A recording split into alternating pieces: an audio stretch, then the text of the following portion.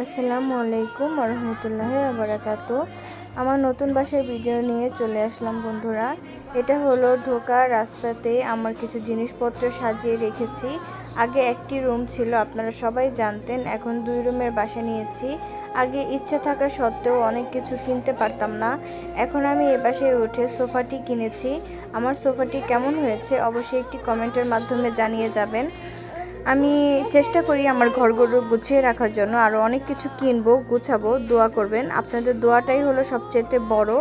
আমার রান্নাঘরটি আপনাদেরকে আগেই দেখিয়েছি, খুবই লম্বাটে, তারপর আমার জন্য ঠিকঠাক চলে যায়।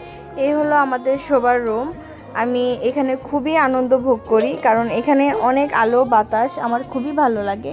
আগের বাসার মতো অন্ধকার না। আমি অনেক আনন্দের মাঝখানে এই বাসাটিতে আছি। আপনারা দোয়া করবেন, আপনাদের দোয়াটাই আসল। ধন্যবাদ।